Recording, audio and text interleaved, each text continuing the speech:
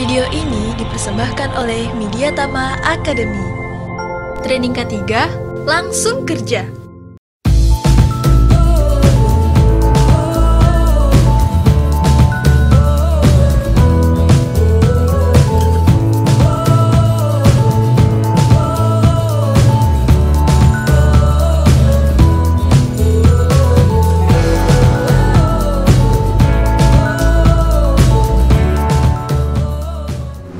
Salam sehat. Sekarang kita berada di ruang gardu beton. Nah, gardu beton ini terdiri dari peralatan-peralatan gardu yang disimpan di dalam bangunan beton. Makanya dia disebut dengan gardu beton. Gardu distribusi untuk beton ini memiliki komponen yang pertama adalah kubikel. Kubikel tegangan menengah 20 kV. Ya, jadi tegangan 20 kV diperoleh dari gardu induk, ya, kemudian masuk ke sini, atau dari gardu hubung masuk ke sini 20 kV. Di bagian incoming kubikel, kemudian keluaran di bagian outgoing menuju ke trafo. Di sini kita lihat ada beberapa trafo, ada 1, 2, 3, dan 4 buah trafo. Masing-masing trafo memiliki ada yang 500 kVA, ada yang 550 kVA, dan ini adalah 500 kVA. Trafo ini berfungsi sebagai peregulasi tegangan yang masuk dari kubikel 20 kV, ya, masuk ke belitan primernya trafo, kemudian diregulasi, dikeluarkan oleh trafo menjadi 400 volt dan 240, atau ada juga yang 380, 220. Nah, kemudian dari trafo 220, 380 ini keluar ke PHBTR, ya, PHBTR ini adalah salah satu PHBTR yang ada. Ini, ya, masuk kemari ke PHBTR, kemudian dari PHBTR keluarnya ke LPMDP setiap gedung. Nah, ini kita lihat berada di sini adalah low voltage main distribution panel untuk setiap gedung yang ada di penggunaan listrik di sini. Jadi, nah, setiap komponen, baik itu kubikel, trafo maupun PHBTR, dia memiliki sistem pembumian, ya, sistem pembumian atau disebut dengan grounding, ya, yang berfungsi untuk memproteksi dari adanya arus bocor, ya. Ada arus bocor atau ada arus sisa, ya, dan juga grounding juga difungsikan untuk pengaman atau proteksi terhadap sambaran petir, ya, atau tegangan lebih yang disebabkan oleh sambaran petir, tegangan surya. Nah, ini adalah gedung, maksud saya gardu distribusi beton. Jadi ini dibangun, ini dipasang berdasarkan kebutuhan listrik yang ada di pelanggan ini, ya. Berdasarkan kebutuhan itu maka dibangunlah gardu distribusi ini.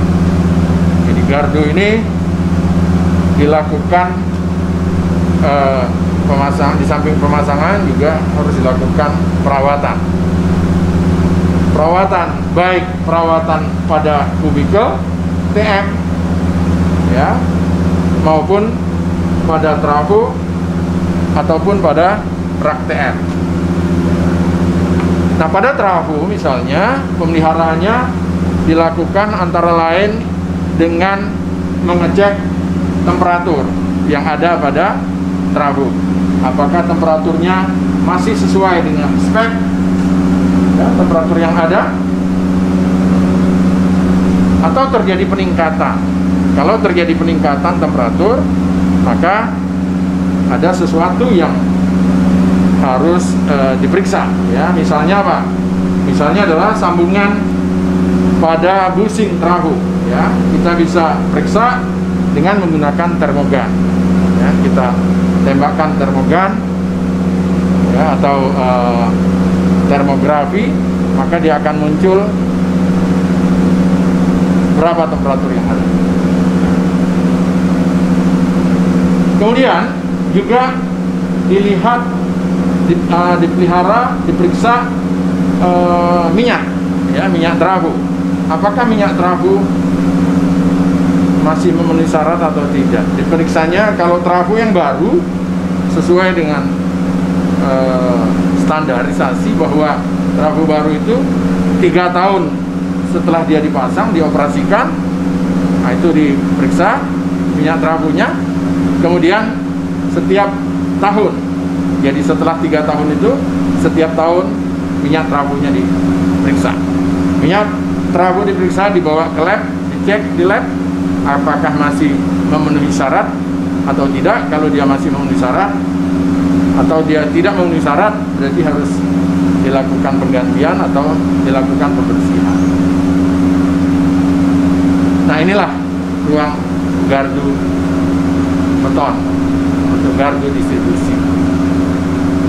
Demikian, saudara, ada ketentuan jarak aman kalau kita berada di sekitar peralatan yang bertegangan, apalagi ini masuk kategori tegangan menengah 20 kV. Nah, pada puil itu dijelaskan bahwa jarak aman centralized itu adalah ya 1 meter plus 1 cm per kV, 1 kV. Jadi 1 meter plus 1 cm per kV. Kalau ini 20 kV, berarti 1 meter plus 20 cm. Nah, itulah jarak aman ya, bahwa kita bisa beraktivitas di dekat peralatan atau komponen yang memiliki tegangan, baik itu tegangan menengah apalagi tegangan tinggi ya. Saya ulangi, centralized-nya jaraknya adalah 1 meter plus 1 cm per 1 kV. Jadi 1 cm per setiap kV. Contoh 20 kV berarti 1 meter plus 20 cm.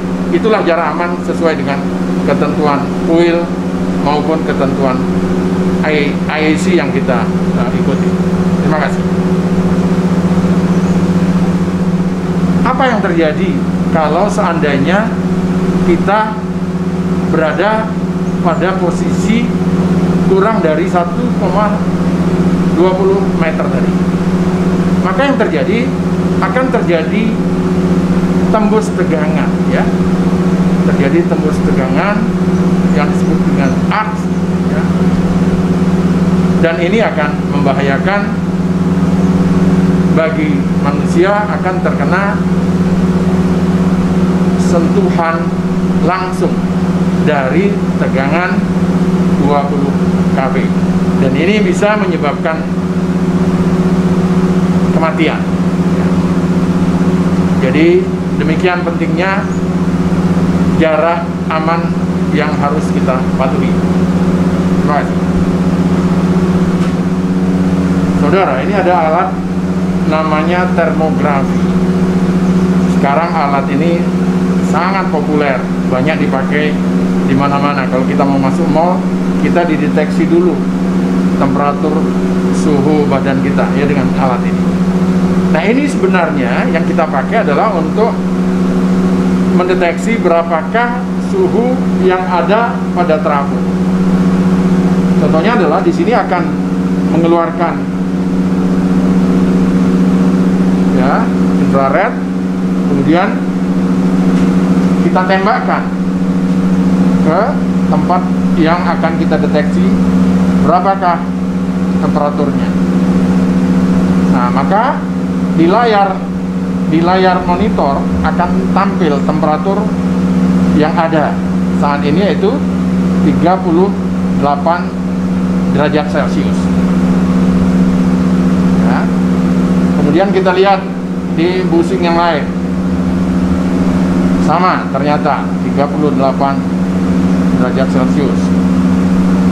Busing yang di pole yang lain juga kita coba lihat, sama ternyata 38 derajat Celcius. Nah, ini kita komparasi dengan spek dari trafo ini. Berapa temperatur maksimum yang boleh ada pada trafo? Kalau seandainya hasil deteksi kita tadi melampaui nilai temperatur yang ada pada spek, maka berarti transformator mengalami gangguan. Gangguan yang terjadi bisa saja gangguan overload, atau juga bisa juga ada gangguan internal dari trafo itu sendiri.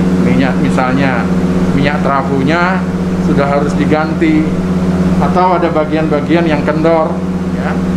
Nah, kalau panas yang terjadi pada busing ini ternyata disebabkan oleh sambungan yang kendor, maka sambungannya harus dikencangkan. Sambungan untuk busing kita menggunakan alat, untuk mengencangkannya kita menggunakan alat ya yang disebut dengan torsi ya. Jadi kuncinya disebut dengan kunci torsi. Kenapa? Karena torsi dia memiliki ukuran berapa besar torsi daripada kerekatan sambungan baut yang ada. Itu harus sesuai. Kalau dia kurang, maka dia akan terjadi spark ya. Spark ini akan menyebabkan panas. Kalau dia kelebihan, maka bautnya akan menjadi rusak. Demikian.